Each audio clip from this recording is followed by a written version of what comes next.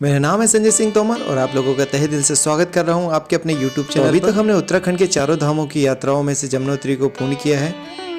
तो यहाँ पर यमुनोत्री का पहला धाम ख़त्म हो गया है। अगर आप शारीरिक रूप से मजबूत हैं बड़े इजीली आप कर पाएंगे। थोड़ा जो वृद्ध हैं उनको दिक्कत आएगी क्योंकि एकदम चढ़ी खड़ाई है, ज़्यादा दूर नहीं 5 किलोमीटर, पर एकदम चढ़ी है ना तो वो ज़्यादा मुश्किल पड़ जाता है। तो अब दूसरी यात्रा के लिए निकलेंगे यहाँ से। यमुनोत्री धाम से जानकी चट्टी का 5 किलोमीटर का ट्रैक है और इसको बड़े आसानी से पूर्ण किया जा सकता है। तो अभी हम लोग आ चुके हैं जानकी चट्टी बस स्टैंड। जानकी चट्टी से अगर आपको उत्तरकाशी के लिए बस मिल जाती है तो बहुत ही अच्छा है, नहीं तो आप बड़कोट होते हुए भी जा सकते हैं, क्योंकि दोपहर 3 बजे के बाद में जानकी चट्टी से उत्तरकाशी के लिए बसेस नहीं जाती हैं और ट्रांसपोर्ट की थोड़ी सी दिक्कत आ जाती है। इसलिए आप बड़कोट होते हुए जा सकते हैं। बड़कोट में आप रात को स्टे कर सकते हैं और सुबह उत्तरकाशी के लिए निकल सकते हैं। तो मैं भी इस रोमांचक भरे रास्ते का आनंद लेते हुए पहुंच गया था बड़कोट। उत्तरकाशी, और उत्तरकाशी से फिर मैं जाऊंगा गंगोत्री के लिए। तो यहाँ से उत्तरकाशी के लिए सुबह बस जाती है 7 बजे, जिसका किराया 150 रुपये। तो वो मैं अभी जाके लूँगा और फिर उत्तरकाशी में जाने के बाद मैं फिर वहाँ पर गंगोत्री के लिए निकलूँगा। तो उत्तरकाशी से गंगोत्री के लिए सुबह 10 बजे तक ही बसेस मिलती हैं, उसके बाद में बसेस वगैरह नहीं होती हैं। हम लोगों से भी बसेस मिस हो गई थी, इसीलिए हमें लेनी पड़ी थी शेयर टैक्सी, जो कि टाटा सूमो और मैजिक रहती हैं, जो कि 300 से 400 रुपये लेकर हमें पहुंचा देती हैं गंगोत्री धाम। गंगोत्री पहुंचने से पहले रास्ते में आपको इतने शानदार व्यूज़ देखने को मिलेंगे कि आप आश्चर्यचकित रह जाएंगे।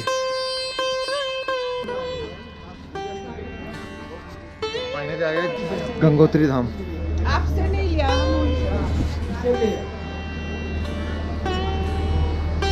और ये है स्नान कर, यहाँ पे स्नान वगैरह कर गंगोत्री सकते हैं। धाम के मंदिर पहुंचने के लिए आपको बिल्कुल भी चलना नहीं होता है। बसेस और जो भी शेयर टैक्सीज आती हैं वो आपको सीधे गेट के सामने उतार देती हैं। तो सबसे पहले मैं पहुंच जाता हूं गंगोत्री के घाट पर। तो भाई ये है गंगोत्री धाम और ये जो पीछे बह रही हैं वो भागीरथी नदी है, जो आगे जाके गंगा नदी में बदल जाती हैं। और मौसम बहुत ही ज़्यादा ठंडा है। बाकी पहाड़ देखिए कितने बड़े बड़े हैं। इसके ऊपर देखिए, ऊपर इधर शायद आपको नहीं दिख रहा होगा, ये यहाँ पर ये पूरी बर्फ़ ही बर्फ़ छाई हुई है। अब यहाँ पे नहाना है इस ठंडे पानी में, जो कि बहुत ही ज़्यादा ठंडा है। तो भाई यहाँ पे स्नान कर लिया मैंने। पानी बहुत ज़्यादा चिल्ड था, एकदम ठंडा, पूरा शरीर सुन्न पड़ गया। तो ये बहाव भी बहुत ज़्यादा तेज़ है इसका। इसके ऊपर देखिए, ऊपर इधर शायद आपको नहीं दिख रहा होगा, ये यहाँ पर ये पूरी बर्फ़ ही बर्फ़ छाई हुई है। गंगोत्री धाम में ये जो नदी है उसे भागीरथी नदी के नाम से जाना जाता है, पर सामान्यतः लोग बाग इसको गंगा नदी भी बोल देते हैं, जबकि यह आगे जाकर देवप्रयाग में अलकनंदा से मिलकर गंगा नदी का निर्माण करती है। घाट में स्नान करने के बाद में मैं पहुंच जाता हूं गंगोत्री धाम के मंदिर परिसर के अंदर। अभी शाम के 6 बज चुके हैं और संध्या आरती का समय हो चुका है। यहाँ पर 2 आरतियाँ होती हैं, एक घाट पर होती है और दूसरा मंदिर परिसर के अंदर माँ गंगा देवी के सामने होती है। तो सबसे पहले परिसर के अंदर पहुँचने पर मैं पूरे परिसर का अच्छे से दर्शन करता हूँ। यहाँ पर कई सारे ऐसे मंदिर बने हुए हैं जिनका दर्शन किया जा सकता है। इसी मंदिर परिसर के अंदर एक बाबा का हवन कुंड भी बना हुआ है, वहाँ पर भी आप जरूर जाइएगा। उसके अंदर फ़ोटोग्राफी अलाउड नहीं थी, इसीलिए मैंने फ़ोटोग्राफी नहीं कर पाए। तो बताया गया है कि आज है ना पूर्णिमा है और आज स्नान करने का कुछ ज़्यादा ही महत्व होता है गंगा जी में। तो वो आज मैंने किया है, बहुत अच्छा लगा। ये मेन मंदिर है। माँ गंगा देवी का मंदिर दोपहर 2 से 3 बजे के बीच में बंद रहता है। उसके बाद में शाम को आरती होने के बाद 9 बजे के बाद यह बंद हो जाता है। ये मेन मंदिर है, अंदर कैमरा अलाउड नहीं है, इसलिए अंदर नहीं जा सकते।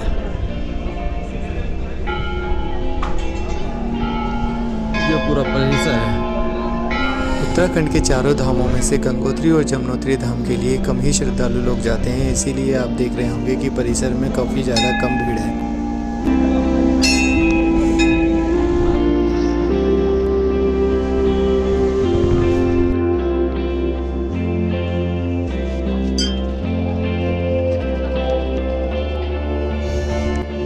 यहाँ पर शिव जी का मंदिर भी बना हुआ है, तो यहाँ पर बड़े आराम से आप दर्शन कर सकते हैं। यहाँ पर बिल्कुल भी भीड़ नहीं होती है, इसलिए यहाँ पर आने का एक अलग ही आनंद मिलता है।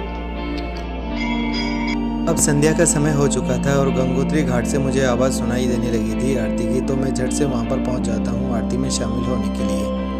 जय गंगे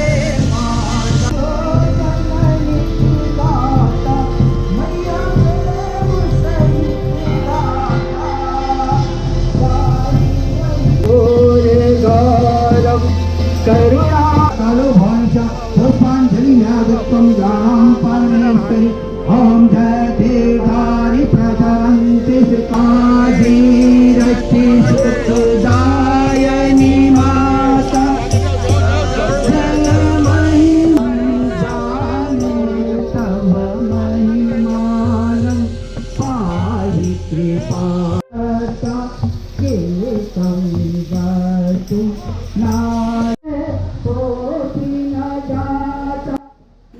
और यहीं इसी घाट पर बना हुआ है भागीरथी ऋषि का एक मंदिर, जिसका नाम भागीरथी तपोभूमि स्थल रखा गया है। ऐसा माना जाता है कि भागीरथ ऋषि ने यहाँ पर गंगा को जमीन पर लाने के लिए तपस्या की थी, जिनकी तपस्या से प्रसन्न होकर ब्रह्मा जी ने गंगा जी को जमीन पर अवतरित करवाया था।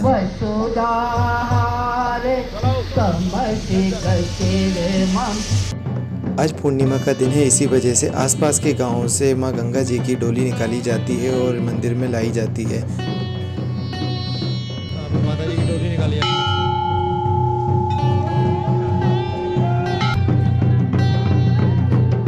यह मेरा सौभाग्य है कि मां गंगा की इस डोली का दर्शन करने को मुझे मिला। ढोल नगाड़ों के साथ में काव बजाकर मां गंगा देवी की डोली को निकाला जा रहा था। हम सब मंदिर परिसर के आंगन में बैठकर इन सब क्रियाओं का आनंद ले रहे थे और समय हो चुका था अब संध्या आरती का, तो अब मंदिर के परिसर में आरती होने वाली थी, जो कि मां गंगा देवी की आरती थी।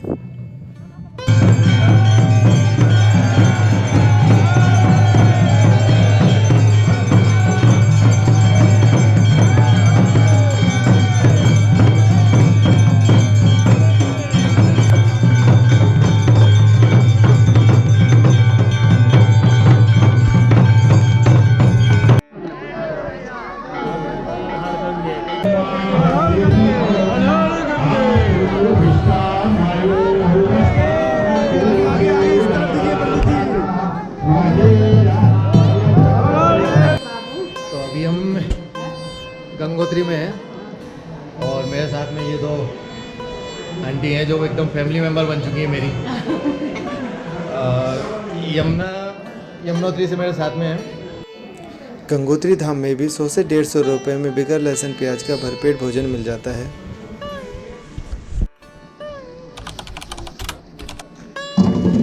ये गंगा जली के कलश हैं,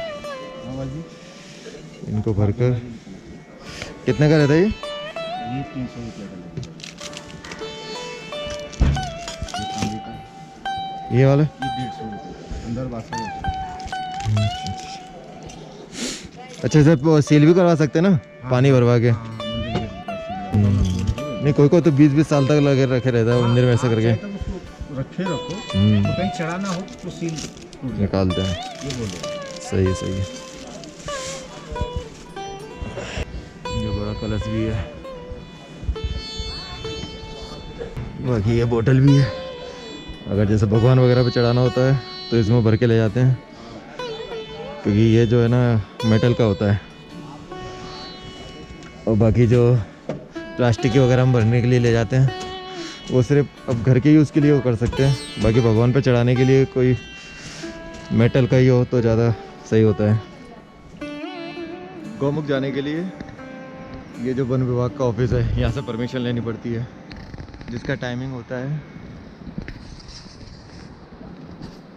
मॉर्निंग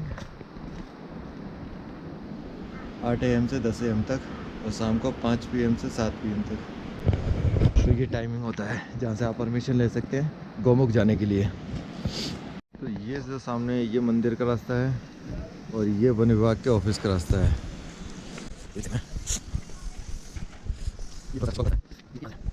गंगोत्री मंदिर, गौमुख 18 किलोमीटर, भोजवासा 14 kilometre, Kedartal 17 kilometre, Tapovan 24 kilometre, Nandanvan 24 kilometre. और यहाँ से लेनी पड़ती है परमिशन। इधर ही ऊपर के साइड में ऑफिस है। तो यहाँ पे एक अधिकारी से बात हुई है, तो वो मना कर रहे हैं, बोल रहे हैं कि अभी अलाउ नहीं कर रहे हैं क्योंकि परसों बर्फ़ पड़ी है वहाँ पे बहुत तेज़, तो पूरा रास्ता वगैरह जाम हो गया है और इसलिए वो अभी अलाउ नहीं कर रहे हैं। ठीक है, फिर कभी एक चांस मिलेगा तो ज़रूर आएंगे।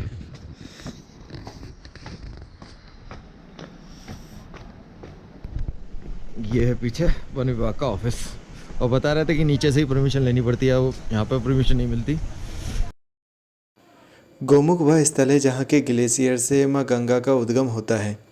गोमुख जाने के लिए आपको यहाँ के वन विभाग से पहले परमिशन लेना होता है, उसके बाद में किसी गाइड के साथ में आप वहाँ पर जा सकते हैं। सुबह होते ही मैं एक बार फिर से आ गया था भागीरथी नदी के दर्शन करने के लिए, और इन पहाड़ों से भागीरथी नदी का बहाव बहुत तेज़ था। गंगोत्री धाम से सुबह के 9 बजे के बाद में बसेस वगैरह मिल जाती हैं, तो अब यहाँ से मैं जाऊँगा उत्तरकाशी के लिए, और फिर मैं उत्तरकाशी से तीसरे धाम के लिए बाबा केदारनाथ के लिए निकल जाऊंगा। इस वीडियो को देखने के लिए आपका बहुत बहुत धन्यवाद। अगली वीडियो के लिए आप चैनल को सब्सक्राइब कीजिए और वीडियो को लाइक ज़रूर कीजिए। Thank you so much. तो ये है माँ गंगा का रौद्र रूप, गजब का व्यू है भाई, अल्टीमेट।